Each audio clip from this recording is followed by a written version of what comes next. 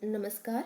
पिछले वीडियो में हमने कैप्टन हॉकिंस की भारत में यात्रा, सवाली के युद्ध और अंग्रेजों की भारत में प्रथम फैक्ट्री के बारे में बात की। आज के इस वीडियो में हम सर थॉमस रो की विजिट के बारे में चर्चा करने वाले हैं। सर थॉमस रो जहांगीर के दरबार में पहुंचते हैं, मुगल शासक जहांगीर के दरबार में। वे यहाँ पर एक पेंटिंग दर्शाई गई है जो कि दिखा रही है कि किस तरीके से English diplomat sir Thomas Roe जो हैं वो मुगल एम्परर जहांगीर के द्वारा रिसीव किए जा रहे हैं 1616 में। सर थॉमस रो जो हैं वो सितंबर 1615 में सूरत के बंदरगाह तक पहुंचते हैं और वो लगभग 4 साल तक भारत में रुकते हैं 1619 तक।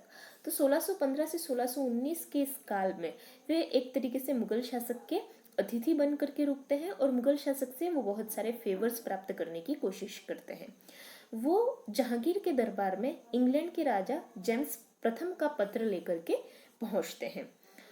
और क्योंकि थॉमस रो बहुत ही अच्छे डिप्लोमेट होते हैं, तो जैसा हमने कैप्टन हॉकिंस के रेफरेंस में तो देखा था कि सूरत के व्यापार की अनुमति, सूरत में फैक्ट्री खोलने की अनुमति जो प्रारंभ में प्रदान कर दी जाती है, लेकिन उसे बाद में वापस ले लिया जाता है।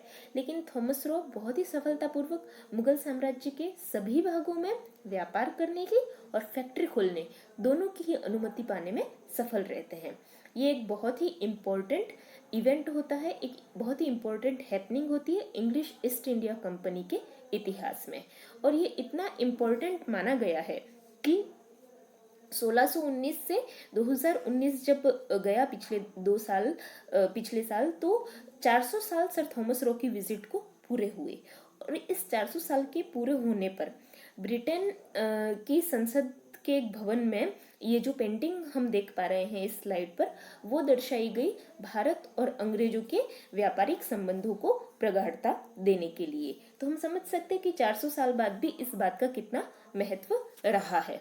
थॉमस रो की विजिट के बाद हम बात करने वाले हैं आज ट्रीटी ऑफ मैड्रिड के बारे में, यानी कि मैड्रिड की संधि, और इस बात के बारे में किस तरीके से बॉम्बे यानी कि बम्बई जो है वो अंग्रेजों को प्राप्त होता है।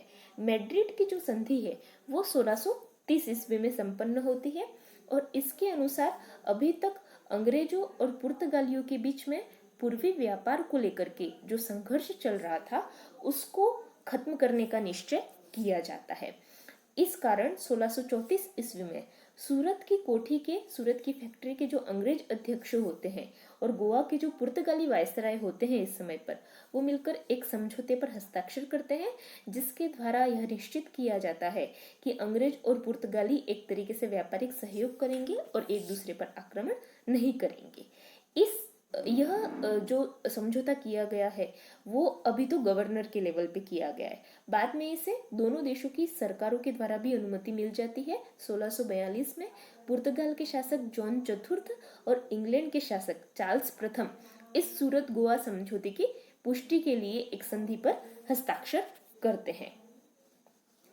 1661 ईस्वी में बाद में इंग्लैंड के राजा चार्ल्स सेकंड का विवाह पुर्तगाल की राजकुमारी कैथरीन ब्रिगेंजा के साथ होता है और इस अवसर पर पुर्तगाली जो हैं वो चार्ल्स द्वितीय को दहेज के रूप में बम्बई का द्वीप प्रदान करते हैं।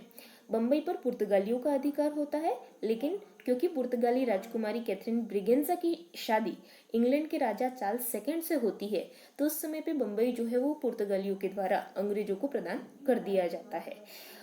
इससे हम समझ सकते हैं कि उस समय पे बम्बई जो है वो इतने इम्पोर्टेंट सेटलमेंट के तौर पर एस्टेब्लिश नहीं हुआ था, क्योंकि पुर्तगालियों के लिए गोवा ज़्यादा इम्पोर्टेंट था और अंग्रेजों का जो मेन हेडक्वार्टर इस समय पे हम वेस्ट कोस्ट पे देख पा रहे हैं, पश्चिमी तट पर, वो है सूरत। लेकिन जब बम्बई अंग्रेजों को प्राप्त हो जाता है तो अंग्रेज चार्ल्स द्वितीय जो है वो बम्बई का द्वीप ईस्ट इंडिया कंपनी को 10 पाउंड वार्षिक किराए पे दे देते हैं। और फिर आगे चल करके हम देखते हैं कि 1687 में पहुंचकर सूरत की जगह पर बम्बई जो है वो अंग्रेजों की मुख्य व्यापारिक बस्ती बन जाती है। बम्बई के अलावा अब हम आगे बात करने वाले हैं फोर्ट सेंट जॉर्ज के बारे में। फोर्ट सेंट जॉर्ज जो कि मद्रास में स्थित है, चेन्नई में स्थित है। ये फोर्ट सेंट जॉर्ज की एक इमेज है चेन्नई में स्थित।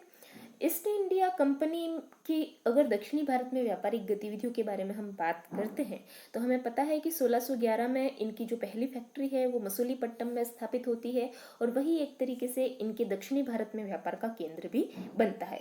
लेकिन 1639 में चंद्रगिरी के राजा से अंग्रेज जो है वो एक एरिया प्राप्त करते हैं मद्रास के आसपास।